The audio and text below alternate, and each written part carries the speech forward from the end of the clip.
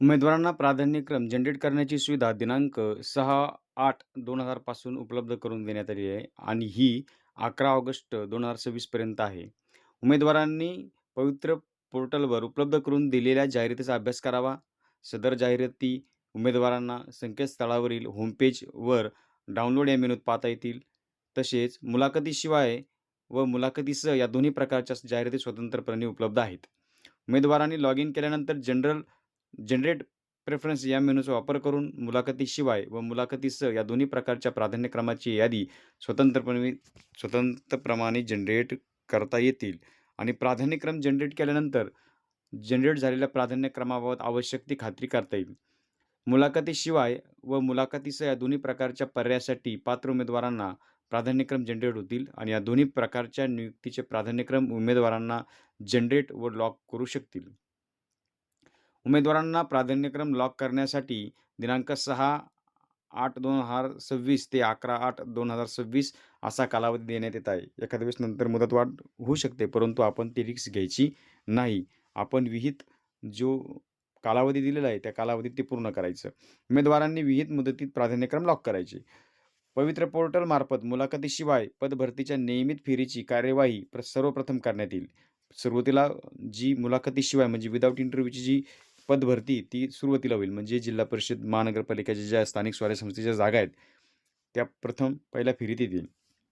शासन निर्णय 2 एप्रिल 2026 मधील तरतुदीनुसार उमेदवाराचे टेट 2025 चाचणीतील गुण मुलाखतीशिवाय व मुलाखतीसह या निवडीच्या प्रकारासाठी केवळ एक वेळ निवडीच्या शिफारसीसाठीच लागू राहतील. म्हणजे पवित्र पोर्टलवर एकदा निवड झाल्यास त्या चाचणीतील गुणाच्या आधारे दुसऱ्या पदावर निवड होणार नाही आणि उमेदवारास निवड प्रक्रियेत पुन्हा जर सहभागी व्हायचा असेल तर त्यास नव्याने पुन्हा चाचणी द्यावी लागेल. हे आपल्याला माहितीच आहे. तसेच उमेदवारांना मुलाखतीशिवाय व मुलाखतीसह या दोन्ही प्रक्रियेत सहभागी व्हायचे असल्यास दोन्ही प्रकारचे प्राधान्यक्रम जनरेट करून लॉक करणे बंधनकारक आहे. मुलाखतीशिवाय या निवडीच्या प्रकारा प्रकारासाठी उमेदवारास त्याच्या सोयीनुसार उपलब्ध प्राधान्यक्रमापैकी जास्तीत जास्त 100 प्राधान्यक्रम लॉक करता येतील. तसेच मुलाखतीसह या निवडीच्या प्रकारासाठी उमेदवारास त्याच्या सोयीनुसार उपलब्ध प्राधान्यक्रमापैकी जास्तीत जास्त 50 प्राधान्यक्रम लॉक करता येतील. उमेदवारांनी पोर्टलवरील स्वप्रमाणपत्रात नमूद केलेल्या माहितीनुसार त्यांना प्राधान्यक्रम जनरेट होतील. जी माहिती आपण स्वप्रमाणपत्रामध्ये नमूद केली होती, त्याच माहितीच्या आधारे आपल्याला ते प्राधान्यक्रम जनरेट होतील. जे उमेदवार प्राधान्यक्रम जनरेट करून लॉक करणार नाहीत, ते उमेदवार निवडीच्या कोणत्याही टप्प्यावर विचारात घेतले जाणार नाहीत. म्हणजे लॉक करणं गरजेचं आहे. आपण जे प्राधान्यक्रम जनरेट झालेले प्राधान्यक्रम आहे, ते लॉक करणं गरजेचं आहे. प्राधान्यक्रम जनरेट करून लॉक करण्यापूर्वी उमेदवारांनी आपल्या शैक्षणिक, व्यावसायिक व इतर अर्हतेनुसार प्राधान्यक्रम जनरेट झाले असल्याची खात्री करावी. काही तांत्रिक बाबीमुळे अपवादात्मक प्रकरणी अथवा स्वप्रमाणपत्र मध्ये चुकीची माहिती नोंद केल्यामुळे जनरेट झालेले प्राधान्यक्रम उमेदवाराच्या शैक्षणिक व व्यावसायिक अर्हतेशी, अन्य पात्रतेशी सुसंगत नसतील तर प्राधान्यक्रम उमेदवाराने लॉक करू नयेत. असे केल्यास परिणामी उमेदवाराची चुकीच्या पदावर नियुक्तीसाठी मुलाखतीसाठी शिफारस झाल्यास उमेदवार स्वतः जबाबदार राहतील. शिक्षक अभियोग्यता व बुद्धिमत्ता चाचणी 2025 या परीक्षेसाठी ऑनलाईन अर्ज सादर करण्याचा अंतिम दिनांक 14/5/25 असा होता. त्यामुळे या चाचणीसाठी सर्व संबंधित उमेदवारांनी आवश्यक शैक्षणिक अर्हता दिनांक 14/5/2025 पर्यंत धारण करणे अनिवार्य आहे. त्या संदर्भातली विविध शुद्धीपत्रकं आपल्याला आली आहेत. पुढची सूचना, उमेदवारांनी स्वप्रमाणपत्राने नमूद केलेल्या माहितीच्या आधारे प्राधान्यक्रम जनरेट होतील. चुकीची माहितीची नोंद केल्यामुळे उमेदवारांना प्राधान्यक्रम जनरेट झाल्यास त्यांनी असे प्राधान्यक्रम लॉक करू नयेत. अन्यथा असे उमेदवार स्वतःच्या नियुक्तीसाठी कोणत्याही टप्प्यावर अपात्र ठरतील. याबाबत उमेदवार स्वतः जबाबदार राहतील. उमेदवारांनी प्राधान्यक्रम जनरेट करून लॉक केल्यानंतर त्यांना प्राधान्यक्रमाबाबत बदल करायचा असल्यास पूर्वी जनरेट केलेले प्राधान्यक्रम डिलीट करून विहित प्राधान्यक्रम पुन्हा जनरेट करून लॉक करता येतील. सबब उमेदवारांनी आपली अर्हता विचारात घेऊन काळजीपूर्वक प्राधान्यक्रम लॉक करावे. उमेदवारांनी ज्या क्रमाने प्राधान्यक्रम लॉक केले आहेत त्या क्रमाने शिक्षक अभियोग्यता व बुद्धिमत्ता चाचणी 2025 परीक्षेतील गुणवत्तेनुसार प्राधान्यक्रम विचारात घेतले जातील. उमेदवाराची गुणवत्तेनुसार प्राधान्यक्रमावर मुलाखतीसाठी आणि मुलाखतीसाठी नियुक्तीसाठी शिफारस झाल्यानंतर उर्वरित प्राधान्यक्रमाचा विचार केला जाणार नाही. उमेदवाराचे लॉगिन हे ओ-टी-पी बेस असल्यामुळे त्यांनी नोंद केलेल्या मोबाईल क्रमांकावर ओ-टी-पी येणार आहेत. यास्तव ज्या उमेदवारांना लॉगिन करण्यासाठी त्यांचा मोबाईल क्रमांक बदल करून घ्यायचा असल्यास नजीकच्या शिक्षणाधिकारी, प्राथमिक माध्यमिक शिक्षण निरीक्षक यांच्या कार्यालयामध्ये विनंती अर्ज व ओळखीच्या पुराव्यासह संपर्क साधावा. उमेदवारांनी पवित्र पोर्टलवर अपलोड केलेली शैक्षणिक व व्यावसायिक अर्हतेची प्रमाणपत्रे, जात प्रवर्गाची प्रमाणपत्रे, समांतर आरक्षित प्रमाणपत्रे, इतर सवलती संबंधीची प्रमाणपत्रे जरी अपलोड केली असली तरी त्यापैकी कोणत्याही प्रमाणपत्राची पडताळणी किंवा सत्यता पोर्टलमार्फत तपासण्यात आलेली नाही. उमेदवारांनी केलेल्या कोणत्याही दाव्याच्या पुष्ट्यार्थ सादर केलेली कागदपत्रांची पडताळणी व्यवस्थापनाकडून केली जाईल.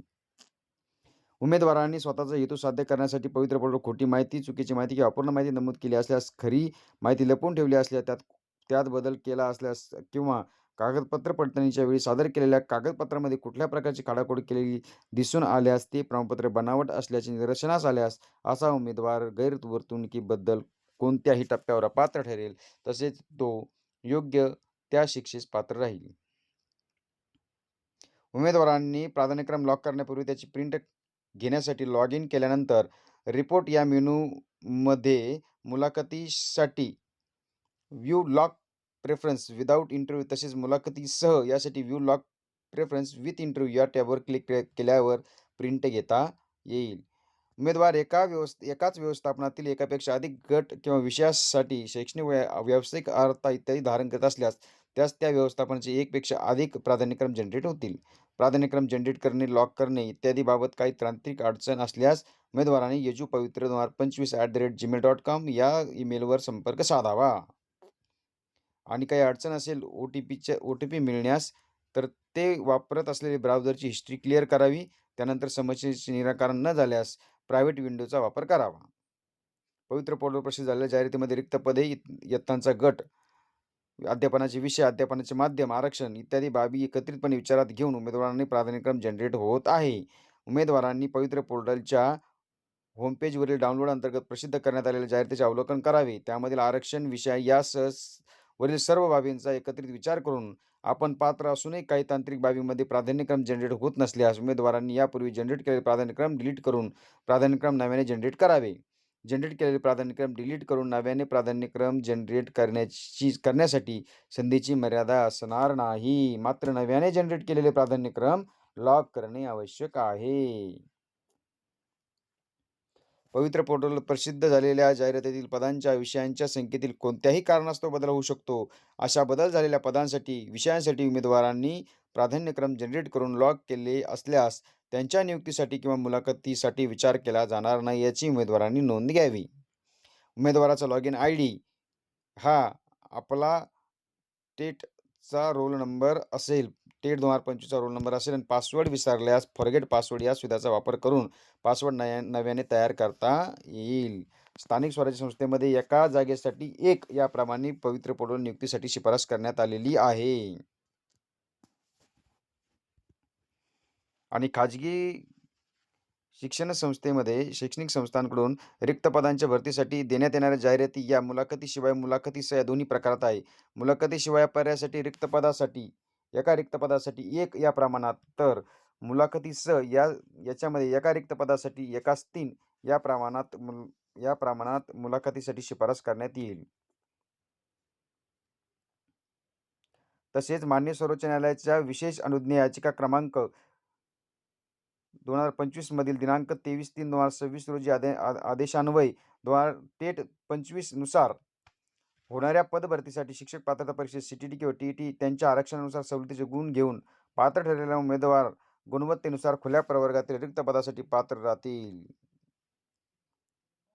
उच्च न्यायालयाच्या विविध याचिकेतील निर्णयाच्या अधीन राहून प्राधान्यक्रम देण्यात येत आहे याची उमेदवारांनी नोंद घ्यावी.